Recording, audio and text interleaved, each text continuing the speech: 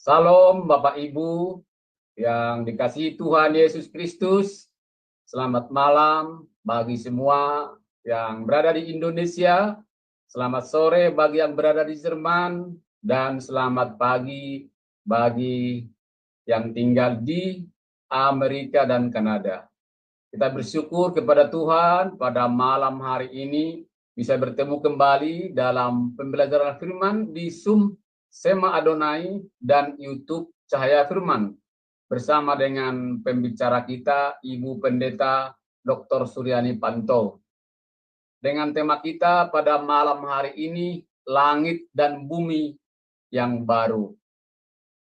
Sebelum memulai pelajaran, kita akan mendengarkan terlebih dahulu profil singkat dari pembicara kita. Dipersilakan.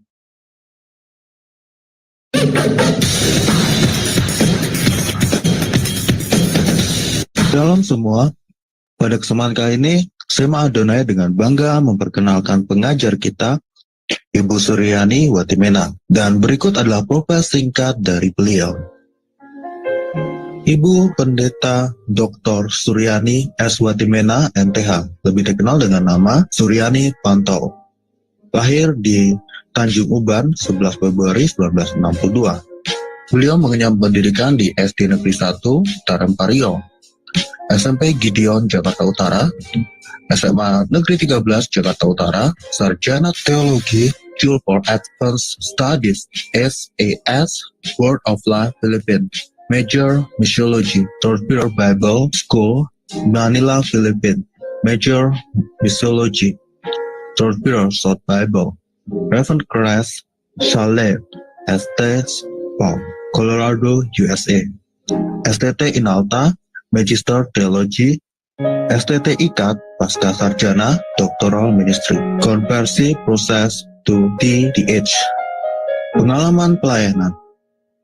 Pengurus Bendahara Pamukri, Persekutuan Pemuda Indonesia, Youth for Christ, mengajar sekolah minggu, pelayanan dari COCM dan Berita Hidup, mengajar Bible Study Muda-Mudi Indonesia, Makati, Filipina, mengajar Bible Study khusus ibu-ibu diploma Kedutaan Indonesia Makati Filipina, penyiar radio Kristen FEBC Far East Broadcasting Company International, pelayanan di Handicap Hospital Colorado, pelayanan penginjilan keliling bersama tim Ambassador Internasional sebagai penterjemah dan pengkhotbah, ditasbih menjadi pendeta oleh Sinode Gereja Kristen Sahabat Indonesia GKSI, sekarang jadi GSI, Gereja Sahabat di Indonesia, mengajar di STT Inalta Jakarta, mengajar di STT Duloh Cilangkap Jakarta, bendahara Yayasan STT Inalta, Gembala Sidang GSI Jemaat Shalom, Ketua Khusus Musik STT Jakarta Yamuger, pengurus BPH Sinode GSI, bendahara umum selama 2 tahun, misionari di Kalbar bersama suami, buka training center sahabat, mengajar di beberapa STT, BMW, Aras Tamar, Eklesia, Katulistiwa, pelayanan penginjilan radio, Landak Bermazmur, penginjilan keliling pedalaman Kalbar, buka jaringan doa wanita, Kabupaten Landak, Plasrek, JDW, Kalbar, balik pindah ke Jakarta, mentor JDW Pulau Kalimantan sampai sekarang, Sekretaris Umum Sinode GSI, Badan Pertimbangan Gembala Sidang GSI, Ukemene Fasilitator Trainer My Home, anggota Badan Pertimbangan Sinode GS, Gembala Sidang GSI Shalom, Wakil Gembala Gereja RCCG City of David, Jakarta, YouTuber anggota ASTI dengan nama channel Suryani Panto. Dari Zoom Sema Adonai terus menyuarakan pengajaran firman Tuhan yang membangun iman. Para narasumber pengajar di Zoom Sema Adonai sangat kompeten dan profesional. Kami mengundang Anda bergabung bersama kami di Zoom Sema Adonai.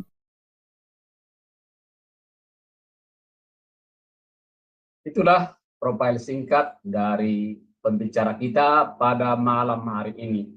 Baik Bapak Ibu, saya akan menyapa beliau. Salam, selamat malam Ibu Suryani, apa kabar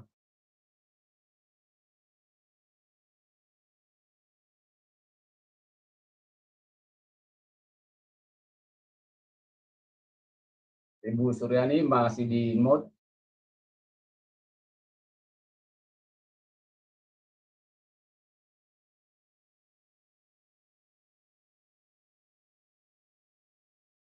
Salam Ibu Suryani.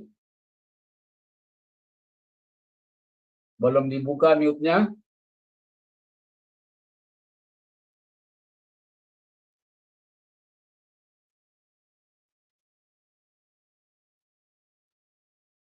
Ya, sabar Bapak Ibu, masih ada trouble dari pembicara kita.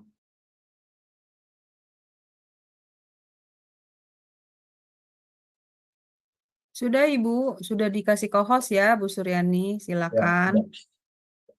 Oke, nah baru bisa dibuka ya. Tadi saya mau Ya. buka, belum bisa. Oke. Ya, shalom, selamat malam teman-teman ya, saudara sekalian di mana saja berada, puji nama Tuhan. Kita akan mulai pelajaran kita pada malam ini. Mari kita satu dalam doa. Bapa, kami menyerahkan jam firman Tuhan ini ke dalam tangan Tuhan.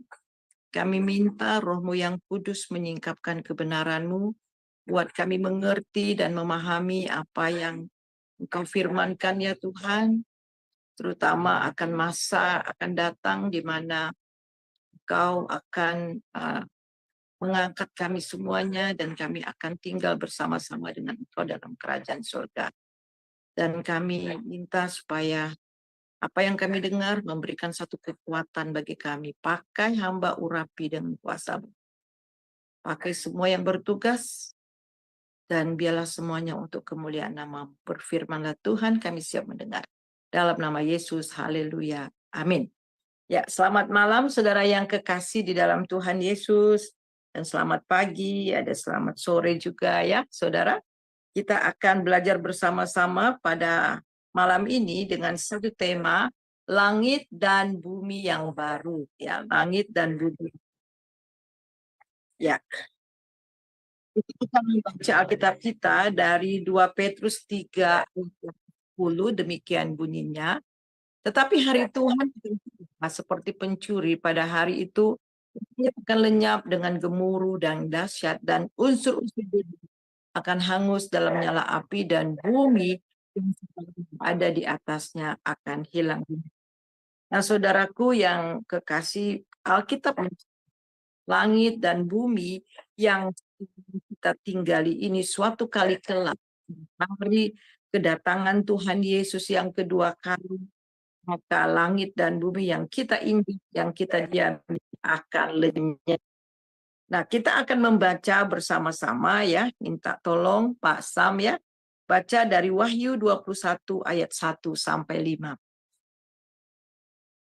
Lalu aku melihat langit yang baru dan bumi yang baru, sebab langit yang pertama dan bumi yang pertama telah berlalu, dan laut pun tidak ada lagi. Dan aku melihat kota yang kudus, Yerusalem yang baru, turun dari surga, dari Allah yang berhias bagaikan pengantin perempuan yang berdandan untuk suaminya. Lalu aku mendengar suara yang nyaring dari tahta itu berkata, lihatlah, kemah Allah ada di tengah-tengah manusia, dan ia akan diam bersama-sama dengan mereka. Mereka akan menjadi umatnya, dan ia akan menjadi Allah mereka. Dan ia akan menghanguskan segala air mata dari mata mereka, dan maut tidak akan ada lagi. Tidak akan ada lagi perkabungan atau ratap tangis atau duka cita, sebab segala sesuatu yang lama itu telah berlalu. Ia yang duduk di tahta itu berkata, lihatlah, aku menjadikan segala sesuatu baru, dan firman-Nya, tuliskanlah, karena segala perkataan ini adalah tepat dan benar. Iya. Nah, saudara yang kekasih, kita lihat di zaman Nuh, Tuhan menghancurkan dunia dengan air bah. Namun Allah telah berjanji bahwa dunia tidak akan dihancurkan. Namun di dalam Kejadian 9 ayat 11 dikatakan, maka kuadakan perjanjianku dengan kamu, slide berikutnya Pak, bahwa sejak itu tidak ada yang hidup yang akan dilenyapkan oleh air bah, dan tidak akan ada lagi air bah untuk memusnahkan bumi. Nah, tetapi pada akhir dari dunia telah ditulis dalam 2 Petrus 3 ayat 10, bahwa pada akhir zaman nanti akan ada penghakiman terakhir oleh Allah. Nah, itu dapat kita lihat di dalam Wahyu 20 ayat 7 sampai 20. Silakan, Pak. Dan setelah masa 1000 tahun itu berakhir, iblis akan dilepaskan dari penjara dan ia akan pergi menyesatkan bangsa-bangsa pada 4 penjuru bumi, yaitu Gog dan Magog, dan mengumpulkan mereka untuk berperang, dan jumlah mereka sama dengan banyaknya pasir di laut. Maka naiklah mereka ke seluruh bumi, lalu mengepung perkemahan tentara orang-orang kudus dan kota yang dikasihi itu. Tetapi dari langit turunlah api menghanguskan.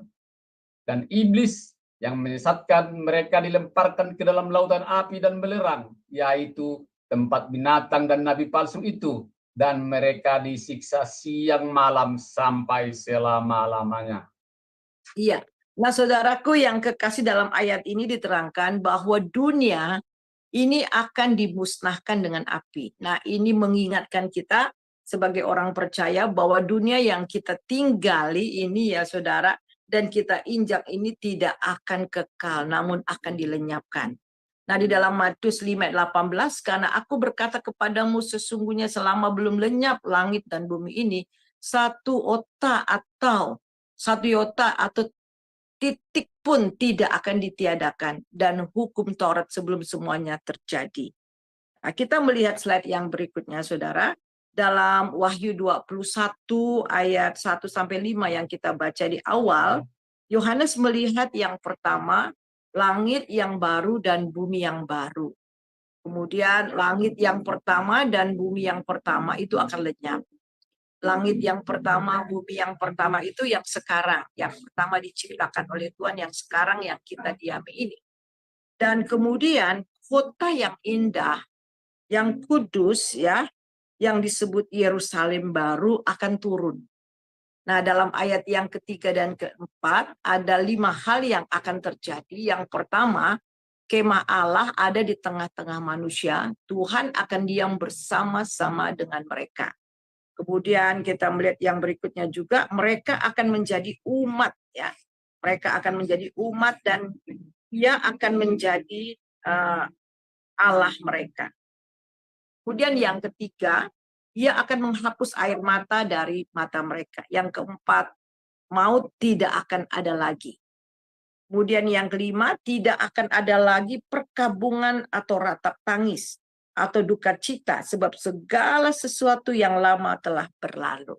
Nah, kita melihat ada 2 garis besar. Yang pertama, lenyapnya langit dan bumi. Kemudian muncul langit dan bumi yang baru.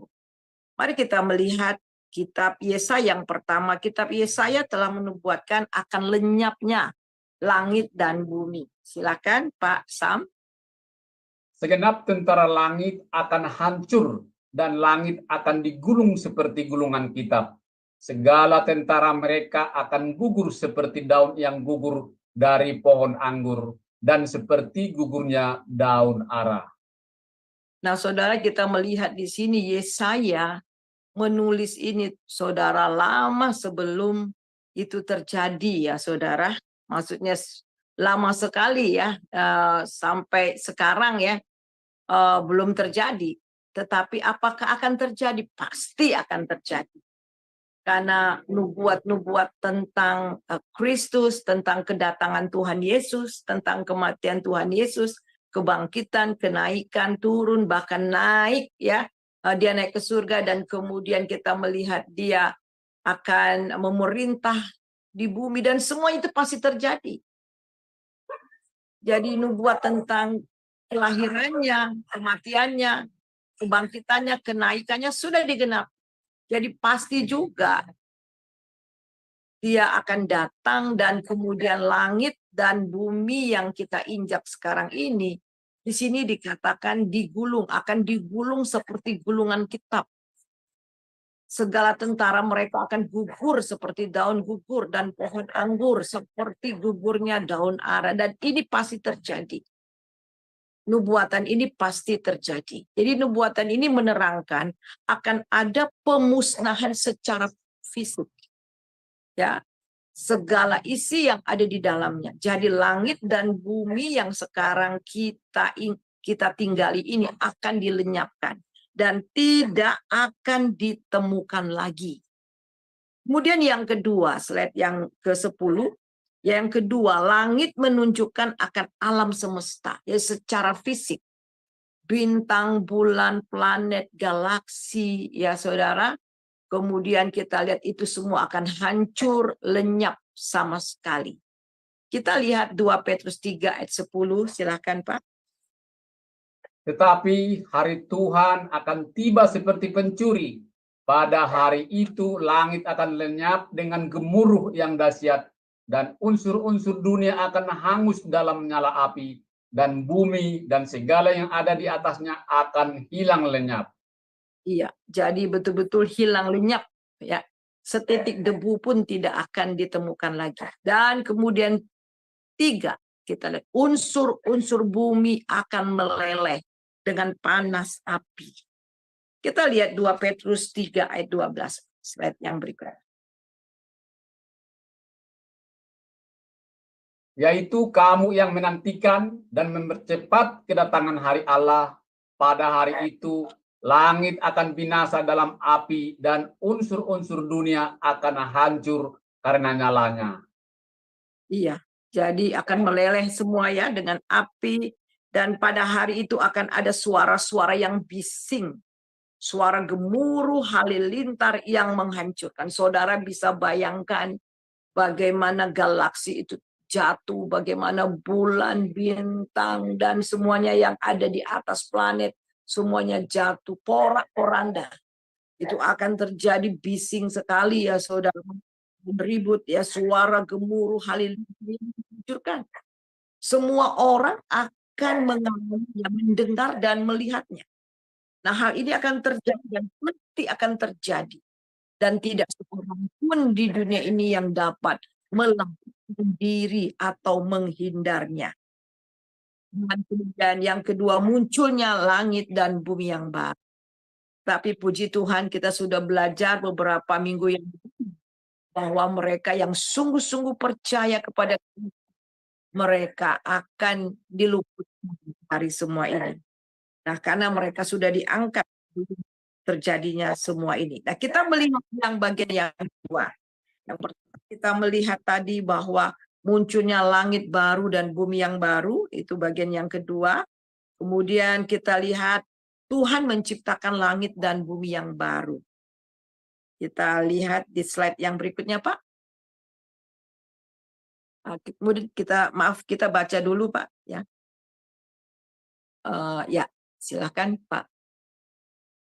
Lalu aku melihat langit yang baru dan bumi yang baru, sebab langit yang pertama dan bumi yang pertama telah berlalu, dan laut pun tidak ada lagi. Sebab sesungguhnya aku menciptakan langit yang baru dan bumi yang baru.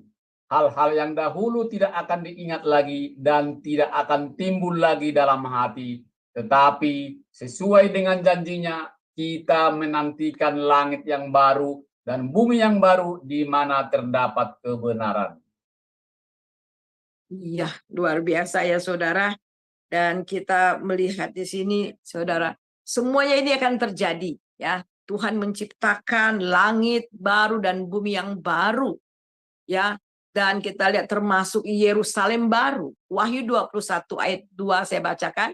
Dan aku melihat kota kudus Yerusalem yang baru turun dari surga. Dari Allah yang berhias bagaikan pengantin perempuan yang berdandan untuk suaminya. Jadi saudara, langit dan bumi yang pertama ini akan lenyap dan kemudian akan ada langit dan bumi yang baru. Dan kemudian kita melihat ada kota Yerusalem baru akan turun. Jadi ini adalah ibu kota sorga, tempat yang kudus, yang sempurna, yang akan turun dari sorga ke bumi yang baru. Kemudian kita lihat ini adalah tempat di mana orang-orang kudus yang namanya tertulis dalam buku kehidupan anak domba. Jadi inilah tempat orang-orang yang percaya kepada Kristus, yang ditebus oleh darah Yesus, dan yang namanya tertulis dalam buku kehidupan. Jadi mereka akan hidup selamanya karena kota ini adalah rumah bagi orang-orang benar. Lukas 10 ayat 20b, tetapi bersukacitalah karena namamu ada terdaftar di sorga. Nah, sekarang kita menantikan kota itu dengan penuh iman dan pengharapan. 2 Petrus 3:13, tetapi sesuai dengan janjinya, kita menantikan langit dan bumi yang baru di mana terdapat kebenaran. Nah, kita melihat, saudara, bagaimana keadaan Yerusalem baru. Mari kita lihat slide yang ke-15, Pak. Ya, jadi saudara, ini Yerusalem adalah tempat terakhir orang percaya. Semua ini karena pekerjaan tangan Tuhan sendiri yang menyediakannya untuk kita. Kota emas murni dengan pintu gerbangnya terbuat dari mutiara dan jalannya dari emas murni. Temboknya dihiasi dengan segala jenis permata murni. Wow, luar biasa saudara ya. Jadi silakan Pak baca ayat 18-19 dari Wahyu 21. Tembok itu terbuat dari permata yaspis, dan kota itu sendiri dari emas tulen, bagaikan kaca murni.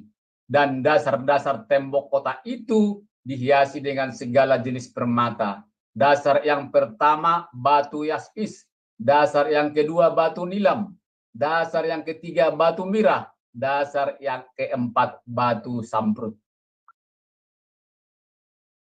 Dasar yang kelima batu unam, dasar yang keenam batu sardis, dasar yang ketujuh batu ratna cempaka, yang kedelapan batu beril, yang kesembilan batu krisolit, yang kesepuluh batu laswardi, dan yang ke-12 batu kesubung. Dan ke-12 pintu gerbang itu adalah 12 mutiara. Setiap pintu gerbang terdiri dari mutiara, dan jalan kota itu dari emas murni bagaikan kaca bening. Wah, jadi benar-benar kota ini indah sekali saudara ya. Dan luar biasa megah dan luar biasa kayanya. Kalau sekarang emas 1 gramnya berapa Pak? Sudah mahal sekali ya saudara. Tetapi di sana emas itu kita injak, yang lantainya terbuat dari emas. Dengan segala batu permata yang luar biasa mahal saudara. Jadi indah, dan tempat ini sangat tentram dan damai. Jadi kita melihat tidak ada lagi bait Allah, karena bait Allah itu adalah Allah itu sendiri. Slide yang berikutnya itu ya. Dan kita baca, dan aku tidak melihat bait suci di dalamnya, sebab Allah Tuhan yang Maha Kuasa adalah bait sucinya. Demikian juga anak domba itu. Jadi kemuliaan Allah yang menyediakan terang dalam kota itu tidak lagi diperlukan lampu atau matahari lagi. Silahkan Pak. Dan kota itu tidak memerlukan matahari dan bulan untuk menyinarinya, sebab kembang itu adalah lampunya. Dan bangsa-bangsa akan berjalan di dalam cahayanya, dan raja-raja di bumi membawa kekayaan mereka kepadanya. Ya, jadi kita melihat saudara bagaimana di sana tidak ada lagi matahari, tidak ada bulan. Jadi yang menyinari itu adalah kemuliaan Tuhan sendiri. Jadi malam tidak memerlukan lampu lagi saudara, karena lampunya itu adalah Allah itu sendiri, kemuliaan Allah itu sendiri, dan anak domba itu Yesus adalah lampunya sendiri. Jadi Tuhan Yesus pernah berkata ketika dia masih hidup di dunia, akulah terang hidup. Dan ketika kalau kita kembali, ya kita kembali di dalam kitab Kejadian, pasal yang pertama, ketika Tuhan menciptakan langit dan bumi, dia katakan jadilah terang. Tetapi kemudian kita lihat pada waktu itu belum ada belum ada bulan, belum ada bintang, matahari, dan sebagainya. Dari mana sumber terang itu? Nah, sumber terang itu adalah Allah sendiri, saudara. Jadi tidak perlu matahari, bulan yang menyinari, sebab kemuliaan Allah yang bersinar menerangi kota itu. Ya. Dan kemudian anak domba itu adalah lampunya. Dan bangsa-bangsa akan berjalan di dalam cahayanya. Wow, luar biasa. Dan raja-raja di bumi membawa kekayaan mereka kepadanya. Kita melihat Wahyu 22 ayat yang kelima, Pak. Silakan. Dan malam tidak akan ada lagi di sana, dan mereka tidak memerlukan cahaya lampu dan cahaya matahari, sebab Tuhan Allah akan menerangi mereka, dan mereka akan memerintah sebagai raja sampai selama-lamanya. Wow, luar biasa. Ternyata di sana, saudara, orang-orang yang percaya akan memerintah sebagai raja selama-lamanya. Jadi bukan hanya di zaman 1000 tahun, tetapi nanti selama-lamanya. Nah, kemudian kita melihat juga orang-orang kudusnya akan melihat Yesus secara nyata. Kita akan melihat Tuhan Yesus muka dengan muka. Ya, tidak ada lagi penghalang kita langsung melihat wajah Tuhan Yesus. Ini adalah kita melihat ini adalah di mana tempat orang benar itu ya akan bersinar seperti matahari.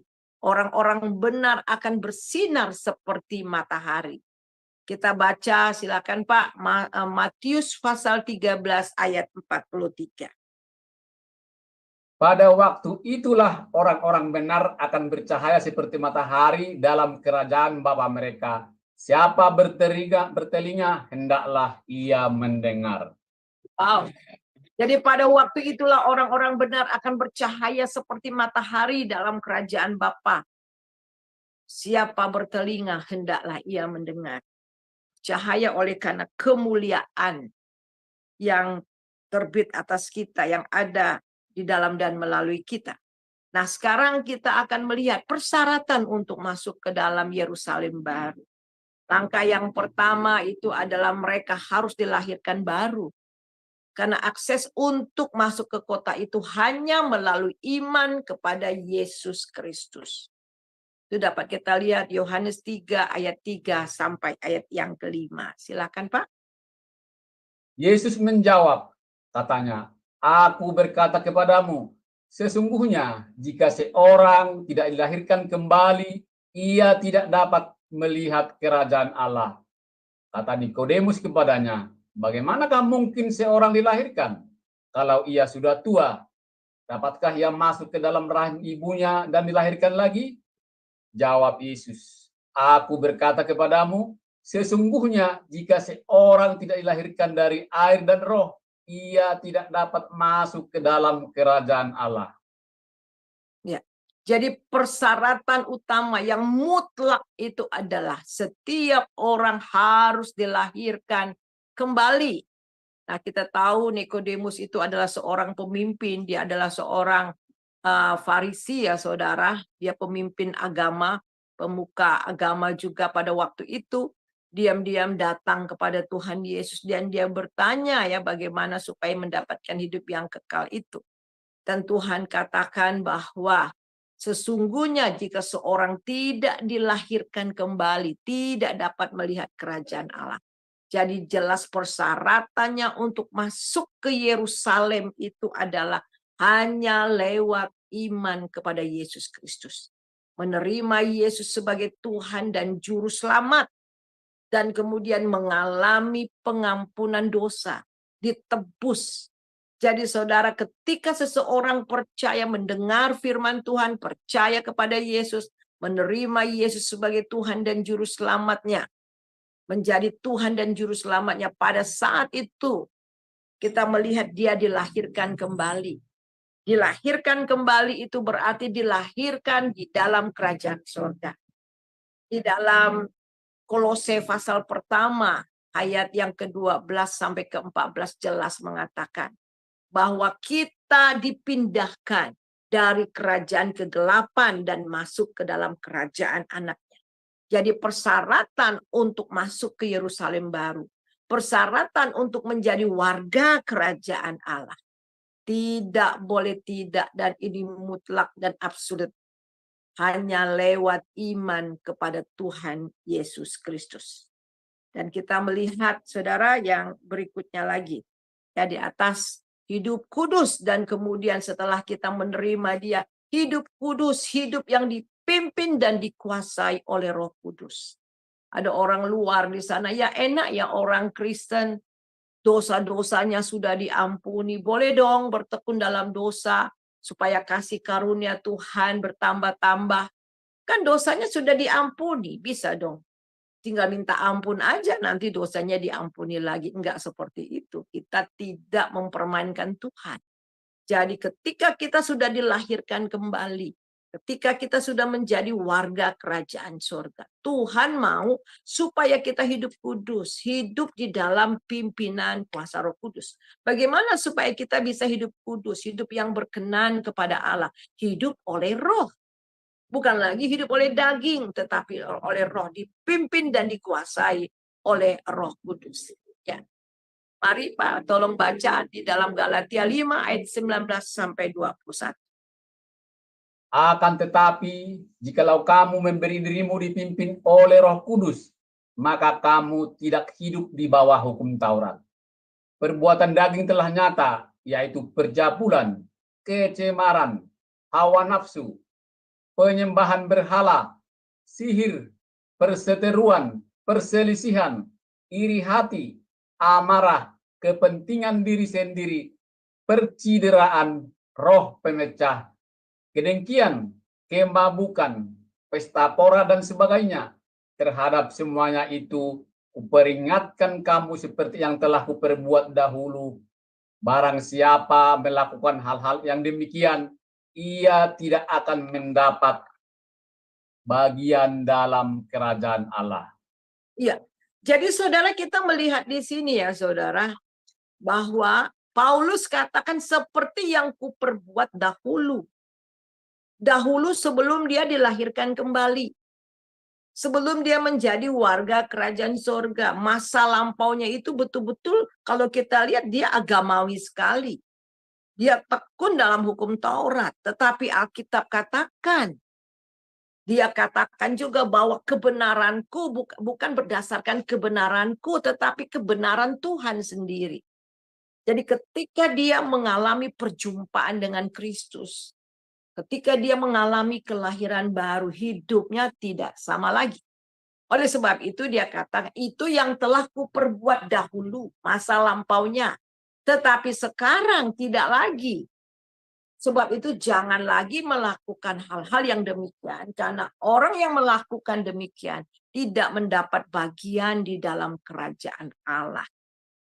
Kalau kita katakan bahwa kita sudah dilahirkan kembali, tetapi hidup kita masih seperti yang dulu, kita tanda tanya, apakah kita betul-betul sudah mengalami pertobatan yang sungguh? Apakah kita sungguh-sungguh sudah terima Yesus sebagai Tuhan dan Juru Selamat? Apakah kita sudah sungguh-sungguh beriman kepada Kristus? Karena ketika kita mengalami kelahiran kembali, ada perubahan yang dibuat oleh Roh Kudus. Nah, kemudian ada kuasa Roh Kudus yang tinggal di dalam kita. Nah, Roh Kudus inilah yang memampukan kita, yang membina kita, yang membentuk kita dari kebenaran kepada kebenaran. Nah, yang berikutnya itu adalah tanggalkan semua beban, fokus saja kepada Tuhan Yesus. Ya, silakan Pak baca. Karena kita mempunyai banyak saksi, bagaikan awan yang mengelilingi kita, marilah kita menanggalkan semua beban dan dosa yang begitu merintangi kita, dan berlomba dengan tekun dalam perlombaan yang diwajibkan bagi kita. Marilah kita melakukannya dengan mata yang tertuju kepada Yesus, yang memimpin kita di dalam iman, dan yang membawa iman kita itu kepada kesempurnaan, yang dengan mengabaikan kehinaan tekun memikul salib ganti sukacita yang disediakan bagi Dia, yang sekarang duduk di sebelah kanan tahta Allah. Iya, luar biasa. Jadi saudara tinggalkan semua beban. Jadi kita sudah belajar minggu lalu atau 2 minggu yang lalu. Bagaimana kita ini sedang berlomba. Dan siapa yang menang mereka akan mendapat mahkota. Jadi di sini dikatakan ini bagaikan banyak awan yang mengelilingi kita. Mari kita menanggalkan semua beban dosa yang merintangi kita. Dan kita berlomba dengan tekun. Kita sedang berlomba dengan tekun yang diwajibkan bagi kita. Paulus katakan, aku telah menyelesaikan pertandinganku. Jadi betul-betul berlomba dengan bagaimana lepaskan semua beban dosa yang merintangi kita. Dan mari lakukan itu dengan mata yang tertuju kepada Kristus. Ada banyak godaan, ada banyak tantangan di sekitar kita. Tetapi mata yang senantiasa tertuju kepada Kristus. Saudara harus tahu bahwa kita sudah mendapatkan hidup yang kekal. Kapan kita terima? Saat kita dilahirkan kembali. Saat kita percaya kepada Tuhan Yesus, kita telah menerima hidup yang kekal. Dan sekarang ini kita sedang menuju kepada kekekalan. Sekarang ini kita sedang menuju ke sana. Sebab itu bagaimana supaya kita tidak jatuh dan kita tidak terjerumus. Terus pandang Yesus. Terus dengan mata yang tertuju kepada Yesus. Perhatikan di sini dikatakan yang memimpin kita dalam iman. Jadi Tuhan Yesuslah yang memimpin kita dalam iman. Kita percaya kita diselamatkan karena iman dan kemudian kita dipimpin oleh iman kepada iman. Dan siapa memimpin kita dalam iman? Yesus itu sendiri. Dan yang membawa iman itu, luar biasa. Yang membawa iman kita itu kepada kesempurnaan. Jadi ternyata saudara yang membawa iman kita kepada kesempurnaan, itu adalah Tuhan Yesus sendiri. Selama kita tetap terus memandang kepada Kristus. Jadi dialah yang akan membawa iman kita kepada iman, kepada kesempurnaan. Yang mengabaikan kehinaan, tekun memikul salib, ganti sukacita yang disediakan bagi dia yang sekarang duduk di sebelah kanan tahta Bapa. Jadi saudara, yang pertama bagaimana supaya kita bisa masuk ke dalam Yerusalem baru. Kita harus dilahirkan kembali. Dan yang kedua, kita hidup kudus dan kemudian membiarkan Roh Kudus memimpin kita sepenuhnya, hidup di dalam Roh, dan kemudian kita mau bertanding, kita mau berlomba dengan tekun, dengan mata yang terus tertuju kepada Kristus. Kita lihat slide yang berikutnya, Pak. Ya. Kemudian kerajaan Allah diperuntukkan kepada mereka yang jubahnya tak bercacat. Nah, gitu. Jadi kita lihat kerajaan Allah diperuntukkan kepada orang yang jubahnya tak bercacat. Jubah putih, jubah kita akan memakai jubah kebenaran. Jadi jubah ini menunjukkan itu adalah pakaian rohani. Ya, yang pertama bagaimana supaya kita memakai jubah yang tak bercacat. Hidup kudus dan tak bercacat. Silahkan Pak, Pengkhotbah 9 ayat 8. Pengkhotbah 9 ayat 8, biarlah selalu putih pakaianmu dan jangan tidak ada minyak di atas kepalamu. Iya. Kemudian Wahyu 1 ayat 15. Wahyu 16 ayat 15 itu. Wahyu 1 ayat 16. Oh, Wahyu 1 ayat 16. Lihatlah, aku datang seperti pencuri. Berbahagialah dia. Saya ulangi, lihatlah, aku datang sebagai pencuri. Berbahagialah dia yang berjaga-jaga dan yang memperhatikan pakaiannya, supaya ia jangan berjalan dengan telanjang dan jangan kelihatan kemaluannya. Iya. Jadi saudara ini ya, jadi telanjang menunjukkan akan tidak rohani ya, tidak memakai berjubahkan kebenaran. Jadi tidak hidup kudus. Dan kemudian kita melihat bagi mereka yang menolak kejahatan.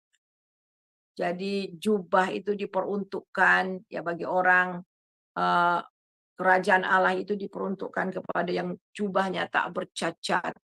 Dan kemudian kita melihat yang bagi mereka yang menolak kejahatan. 1 Yohanes 15 ayat 17. Silakan Pak. 1 Yohanes 2 saya cek tadi, Bu. Ya. 1 Yohanes 2 ayat 15 sampai 17.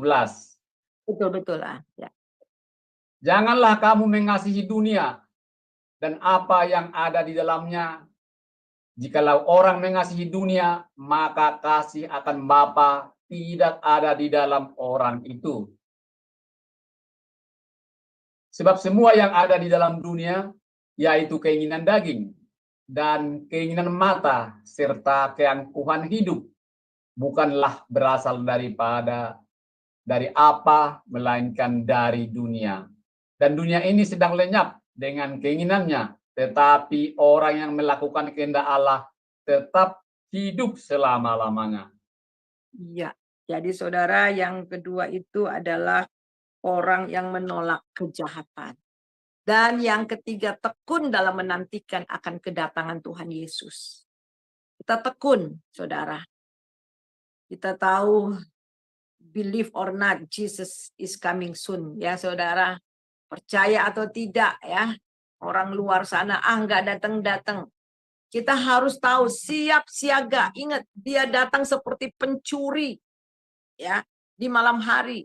Kita senantiasa siap siaga. Ketika dia datang yang pertama di atas awan-awan, kita siap diangkat. Seandainya kita sudah meninggal, kita akan dibangkitkan dan akan diangkat. Bagi mereka yang masih hidup, kita juga akan diubah dan akan diangkat, saudara.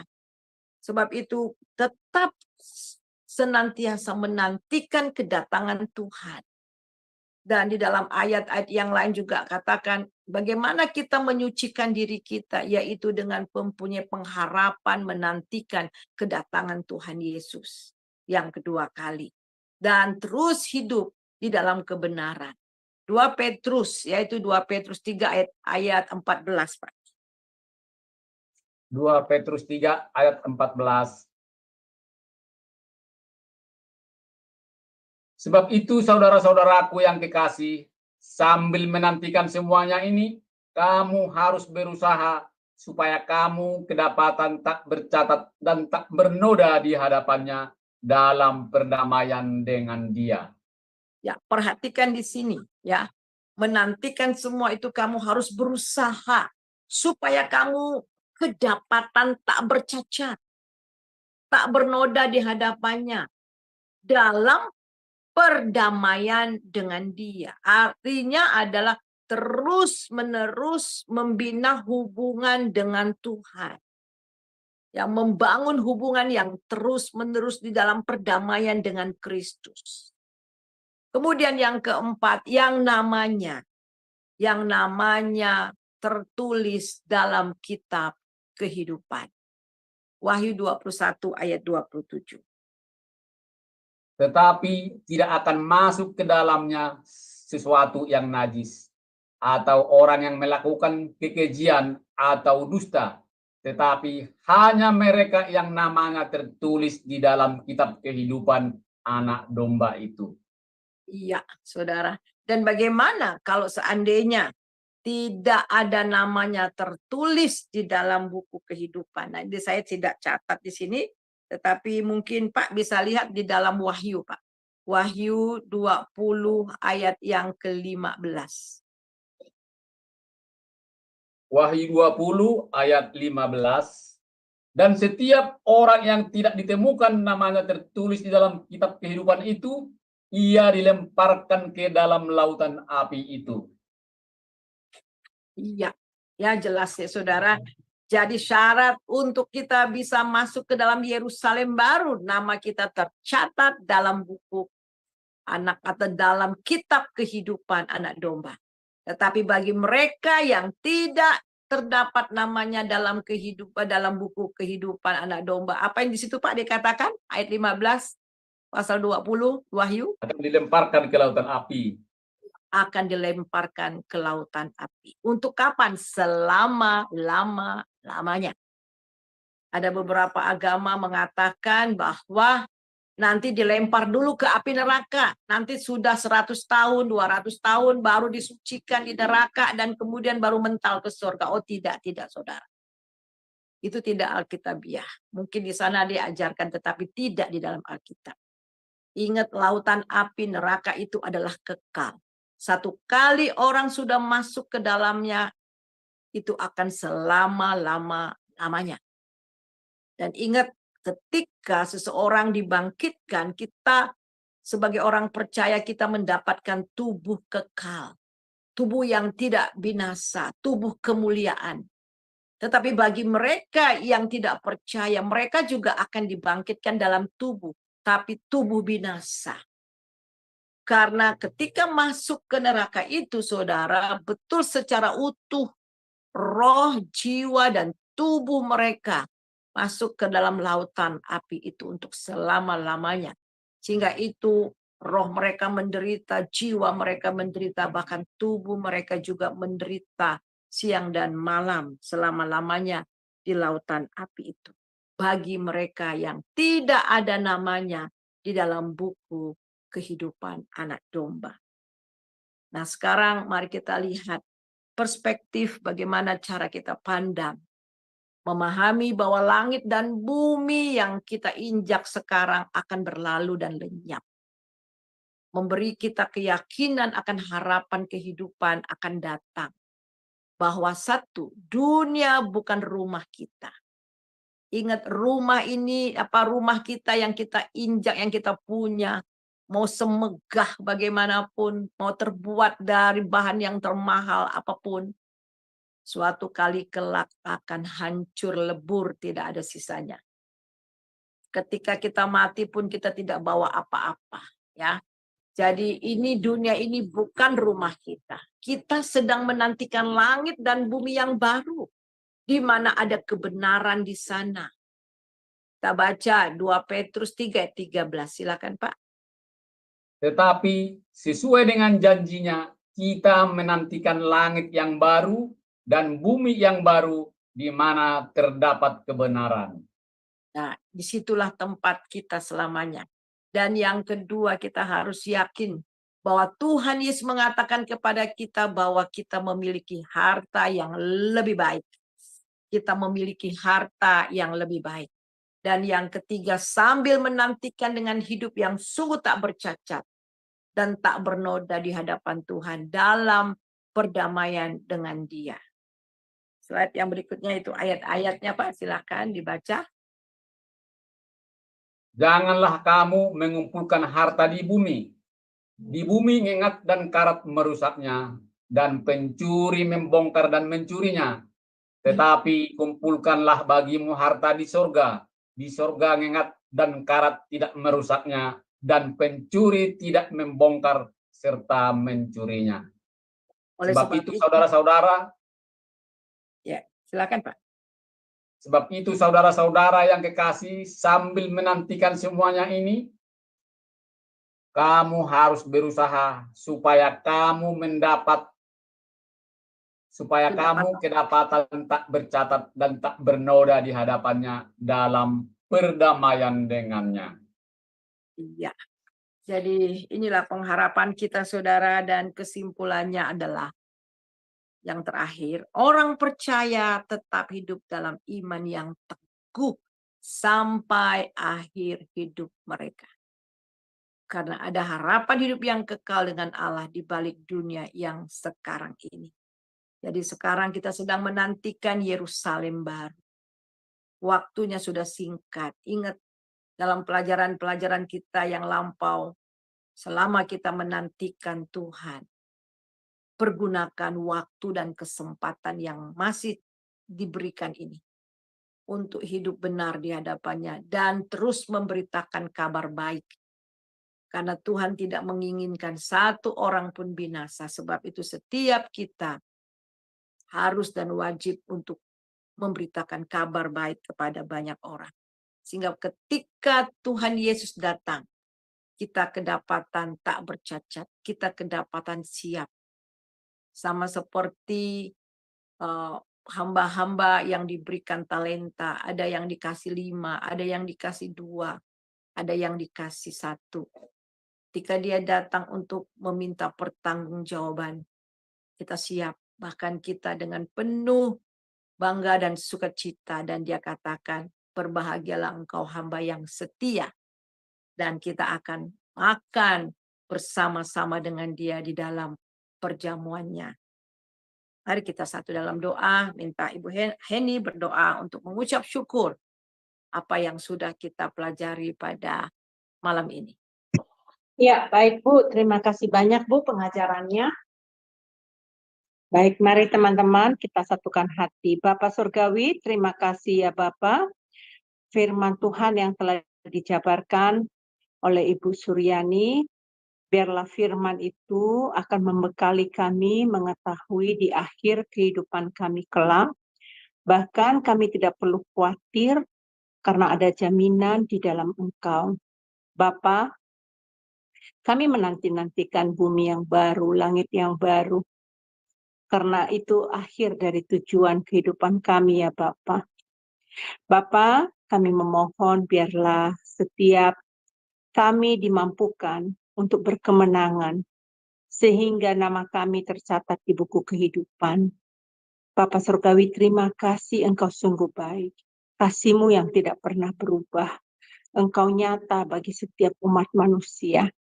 Bapa, kami mau berdoa saat ini juga untuk Ibu Suryani yang telah menyampaikan kebenaran firman ini. Biarlah Engkau memberkati hamba-Mu ini Tuhan. Pakai dia lebih lagi Bapa. Dan tolong Tuhan di dalam masa-masa kehidupannya saat ini, Tuhan, biarlah Engkau terus memberikan dia kesehatan dalam tubuhnya, sehingga melalui kesehatan ini dia terus bisa mempermuliakan Engkau Bapa melalui pelayanannya. Bahkan Tuhan, hamba berdoa, pergumulan-pergumulan yang sedang dia alami, Tuhan, hamba juga berdoa, biarlah Engkau menjadi jawaban yang manis ya Tuhan. Sepanjang hidupnya dia bersaksi bahwa penyertaan Tuhan itu ya dan amin. Dan Engkau tidak pernah meninggalkan hamba-Mu ini. Dan hamba percaya saat ini Tuhan, anointing dari surga turun atas hamba-Mu saat ini Tuhan. Penuhi dia Bapa, urapi dia lebih lagi Tuhan. Mampukan dia Bapa untuk di dalam pelayanan-pelayanan kemanapun dia pergi. Bapa, kami mengucap syukur untuk pelajaran hari ini dan biarlah Engkau meteraikan melalui pekerjaan Roh Kudus dan berbicara kepada kami terus supaya mengingatkan kepada kami. Bahkan Tuhan jangan biarkan kami jauh. Tuhan, kalau kami memegang Engkau, kami tidak kuat, Tuhan, karena tenaga kami, kemampuan kami, kelemahan kami, keberadaan kami. Tetapi yang kami minta saat ini ya Bapa, Engkau yang mencengkram hidup kami. Engkau yang menggendong, memapah kami. Jangan biarkan kami jauh, Tuhan, dari Engkau. Biarlah Engkau yang menuntun kami sepanjang hidup kami. Terima kasih Bapa, di dalam nama Tuhan Yesus kami mengucap syukur. Amin. Amin. Puji Tuhan. Silakan. Amin. Terima Ibu Heni kasih berdoa. Ibu Heni buat doanya untuk meresponi pelajaran firman Tuhan pada malam hari ini. Baik, terima kasih Ibu Suryani, tidak terasa 1 jam pemaparannya. Sebelum kita lanjutkan ke sesi tanya jawab, kita akan mendengarkan terlebih dahulu pengumuman untuk beberapa hari ke depan. Ibu Aling dipersilakan. Ya, baik. Terima kasih Pak Sam. Baik Bapak Ibu sekalian, saya akan membacakan acara-acara Sema Adonai ke depannya ya. Baik, dimulai dengan besok ya Bapak Ibu, hari Kamis 19 September 2024 di jam 20.00 waktu Indonesia Barat di Sema Adonai akan kembali ada kelas pembelajaran firman. Dan untuk tema kelas kita besok adalah mengenal gestur yang akan dibawakan oleh Pak Pendeta Dr. Dedi Kurniawan MTH dan moderatornya adalah Ibu Aling, saya sendiri. Selanjutnya di hari Jumat 20 September 2024 di jam 19.00 waktu Indonesia Barat di Sema Adonai akan kembali ada kelas pembelajaran firman. Dan kita akan belajar tentang materi eksposisi kitab Efesus diambil dari Nat Efesus 2 ayat 1 sampai dengan 8. Dan ini sudah masuk sesi yang keempat ya Bapak Ibu. dengan tema kasih karunia yang mutlak. Dan akan dibawakan oleh Bapak Gembala kami sendiri, yaitu Pak Pendeta Daniel Palungan, dan moderatornya adalah Pak Sam Siagian. Selanjutnya masih di hari yang sama, Bapak Ibu, di jam 21.00 waktu Indonesia Barat, seperti biasa akan ada kembali kelas pembelajaran firman dan itu adalah kelas yang terakhir. Dan kita akan belajar tentang materi buku sejarah penebusan seri yang ke-7. Dan ini adalah sesi yang ke-6 ya Bapak Ibu, dengan temanya adalah 10 perintah dan Mazmur 119. Dan yang menjadi narasumbernya seperti biasa adalah Pak Pendeta Dr. Yudi Lengkong MTH dan moderatornya adalah Ibu Heni. Selanjutnya, ini adalah renungan pagi Sema Adonai ya Bapak Ibu, diadakan setiap hari, mulai dari hari Senin sampai dengan Sabtu, dimulai dari jam 5.30 pagi, dan dilayani oleh hamba-hamba Tuhan yang sangat memberkati. Jadi Bapak Ibu sekalian, untuk renungan pagi Sema Adonai, kemudian renungan pagi dari Bapak Gembala kami sendiri, yaitu Pak Pendeta Daniel Palungan, yang diadakan setiap hari Jumat 1 kali dalam seminggu, dan juga ibadah online Sema Adonai, hanya Bapak Ibu dapat ikuti lewat channel Cahaya Firman saja. Jadi ketiga program Sema Adonai tersebut tidak di-live-kan di channel-channel lain ya Bapak Ibu. Oleh karena itu, bagi Bapak Ibu yang belum mensubscribe channel baru kami, channel Cahaya Firman, tolong subscribe channel YouTube baru kami, sehingga Bapak Ibu bisa mengikuti keseluruhan acara-acara Sema Adonai, terutama yang tidak di-live-kan di channel-channel lain. Dan juga tolong bantu share ya Bapak Ibu channel Cahaya Firman ini kepada yang lain, sehingga semakin banyak juga orang yang bisa mengikuti keseluruhan acara-acara Sema Adonai lewat channel Cahaya Firman. Dengan begitu, Bapak Ibu telah membantu channel kami, channel Cahaya Firman, untuk menjadi lebih berkembang dan menjadi berkat lagi bagi banyak orang. Terima kasih Bapak Ibu atas perhatiannya. Tuhan berkati. Saya kembalikan kepada Pak Sam sebagai moderator. Silakan Pak. Terima kasih Ibu Aling. Itulah kegiatan di Zoom Sema Adonai dan YouTube Cahaya Firman untuk beberapa hari ke depan. Baik Bapak Ibu yang ingin bertanya, silakan raise hand terlebih dahulu, maka operator kami akan membuka mute-nya karena masih ada waktu sekitar 10 sampai 15 menit. Mari Bapak Ibu. Ya, yang pertama Ibu Aling.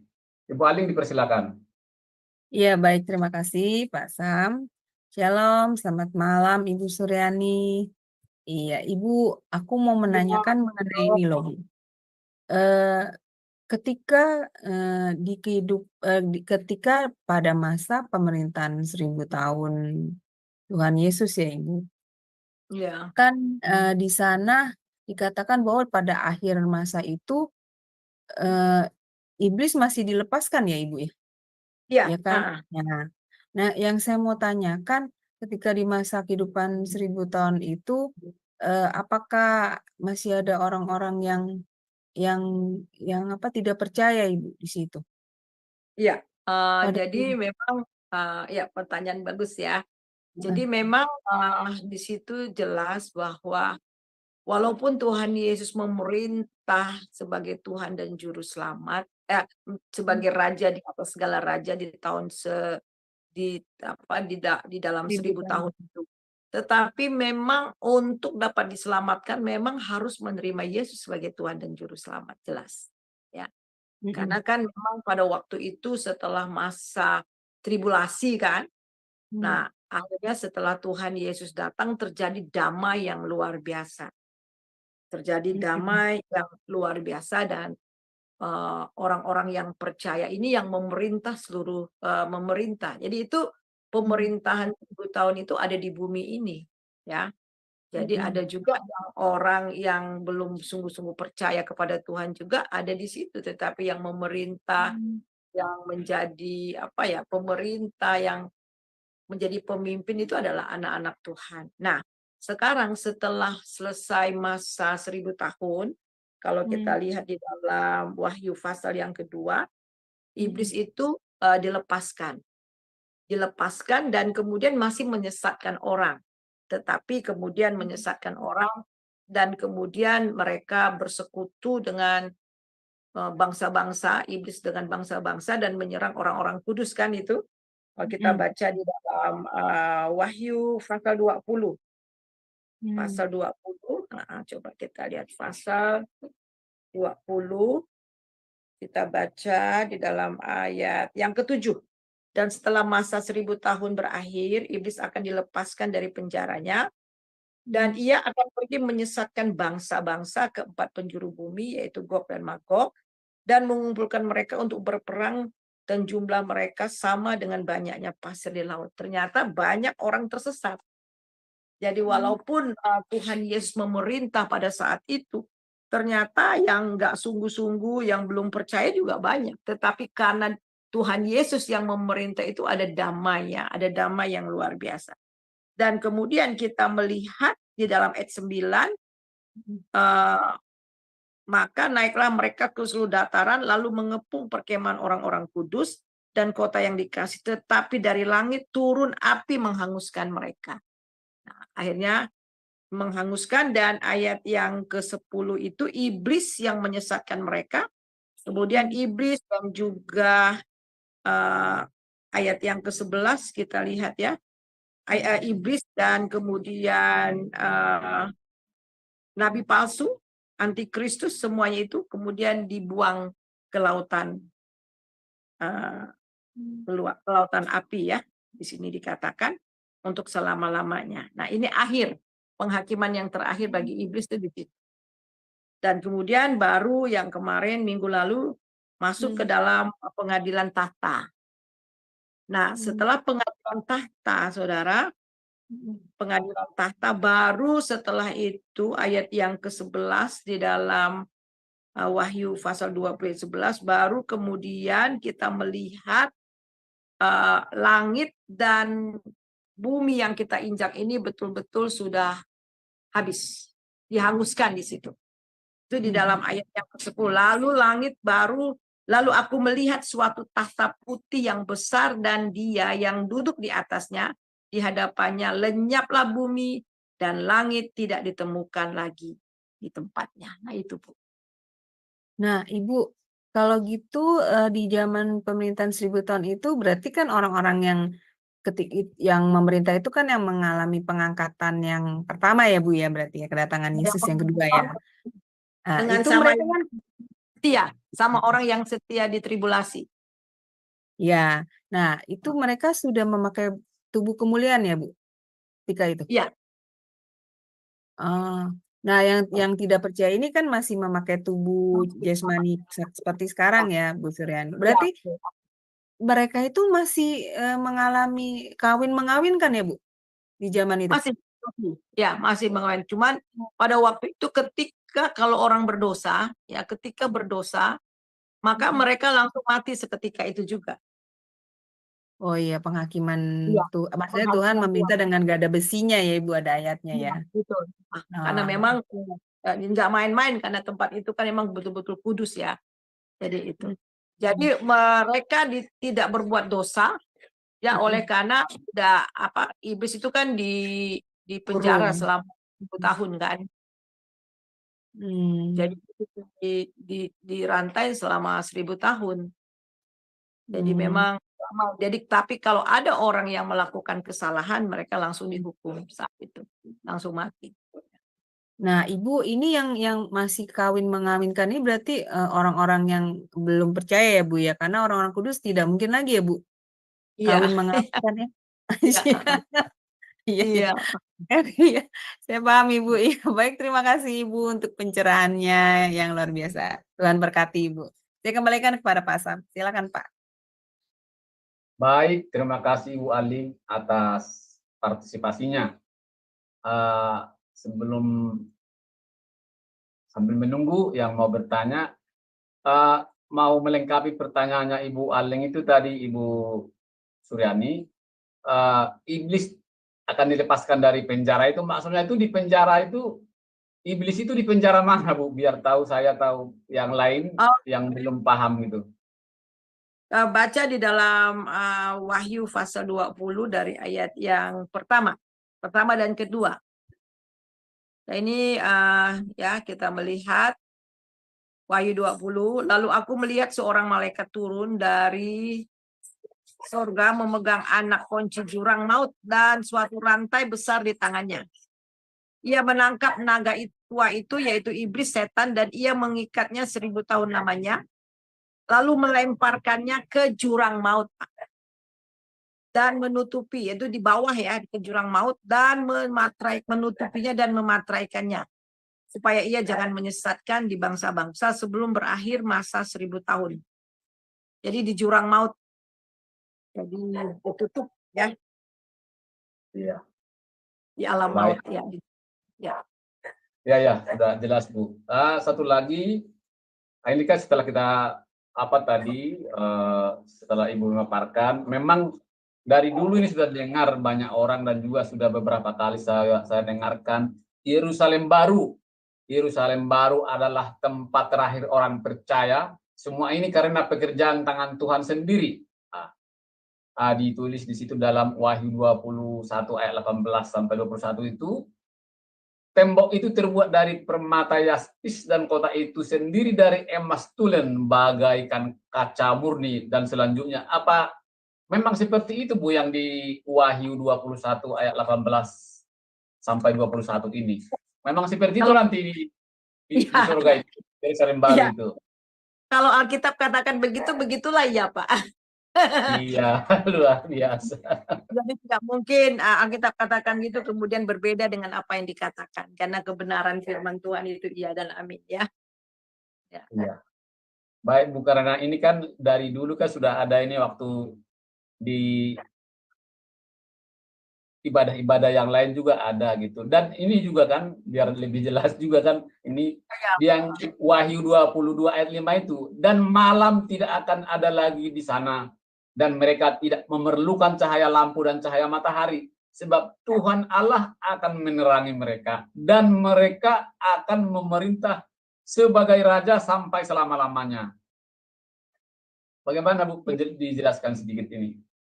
Ya, Dan jadi mereka akan memerintah sebagai raja sampai selama-lamanya.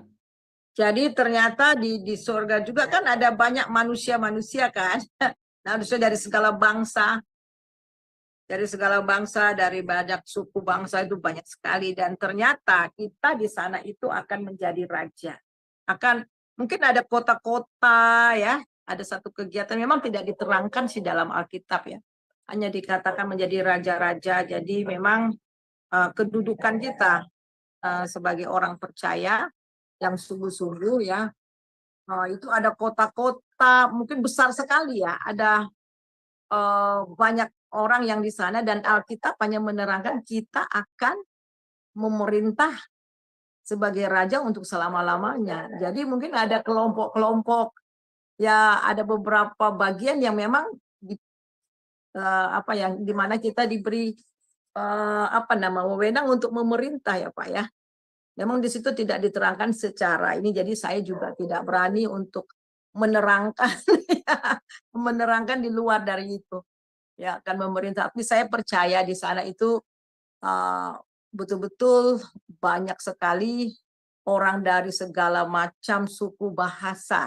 Itu dapat kita lihat kalau nggak salah di Wahyu berapa itu ya, Wahyu 7 kalau nggak salah atau 8. Jadi ada dari segala suku bangsa itu datang di hadapan Tuhan. Ya, saya lupa itu dalam kalau nggak salah pasal yang ke-7. 7 atau 8 dari Wahyu. Orang-orang yang dimeteraikan dari bangsa Israel. Kemudian di bawahnya lagi. Orang banyak yang tidak terhitung banyaknya. Nah, itu dia ya. Yang tak terhitung banyaknya. Yang tak terhitung banyak.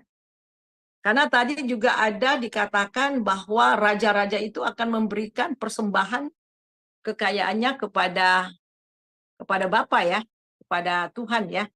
Ya itu jadi memang ada kehidupan di sana, tapi jelas kehidupan bukan kawin mawin ya, seperti yang yang diajarkan di luar ya, jelas. Ya. Ya. Karena Baik kerajaan penjelasannya. Allah, kita lihat Pak, kerajaan Allah itu di dalam, mari kita coba lihat, Bapak tolong lihat di Roma pasal 14 ayat 17 kalau nggak salah. Roma. Roma 14 ayat 17. Ya. Sebab kerajaan Allah bukanlah soal makanan dan minuman, tetapi soal kebenaran, damai sejahtera, dan sukacita oleh Roh Kudus. Iya.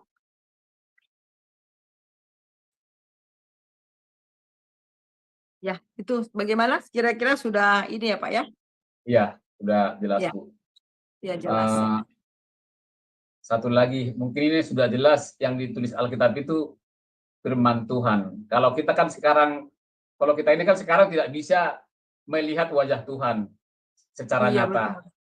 Tapi dalam Wahyu 22 ayat 4 itu kan, dan mereka akan melihat wajahnya dan namanya akan tertulis di dahi mereka. Berarti Iya. orang-orang kudus itu Bu ya. Iya, betul-betul. Orang-orang yang kudus ya termasuk kita yang percaya ya.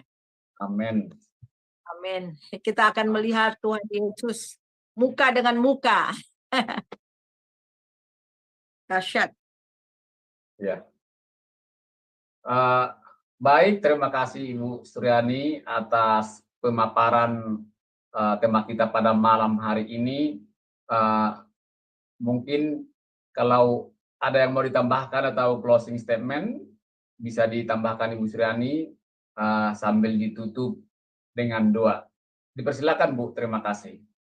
Ya, terima kasih, dan biarlah saudara apa yang kita pelajari dalam beberapa minggu ini ya saudara mengenai kedatangan Tuhan Yesus. Kita sudah belajar mulai dari kedatangan Tuhan Yesus yang di atas awan-awan, dan kemudian kita juga sudah belajar tribulasi, masa kesusahan besar, penganiayaan yang besar, antikristus yang memerintah pada waktu itu ya, 3,5 tahun pertama, 3,5 tahun yang kedua.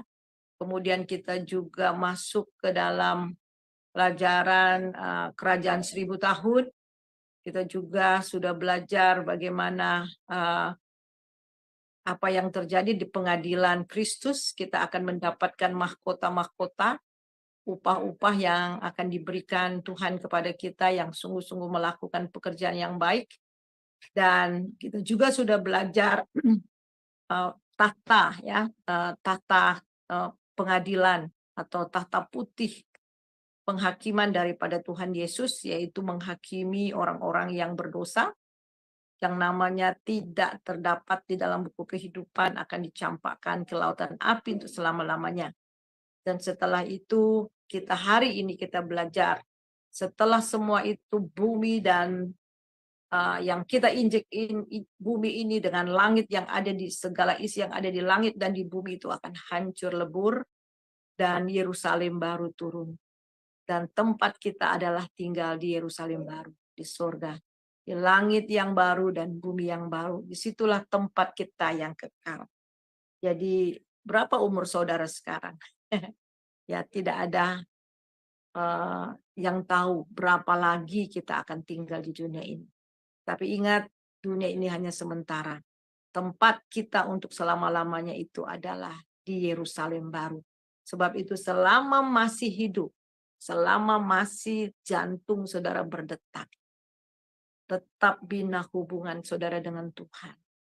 Dan lakukan yang terbaik untuk kerajaannya. Mari kita terima berkat daripada Tuhan. Damai, sejahtera, sukacita yang melimpah-limpah dari Bapa di dalam Tuhan Yesus Kristus, serta persekutuan yang manis di dalam Roh Kudus, senantiasa menyertai saudara mulai hari ini sampai Maranatha. Diberkatilah engkau, diberkatilah rumahmu, diberkatilah anak cucumu, diberkatilah orang yang keluar masuk rumahmu, diberkatilah usaha pekerjaanmu, pelayananmu, sehingga engkau diberkati dan menjadi berkat.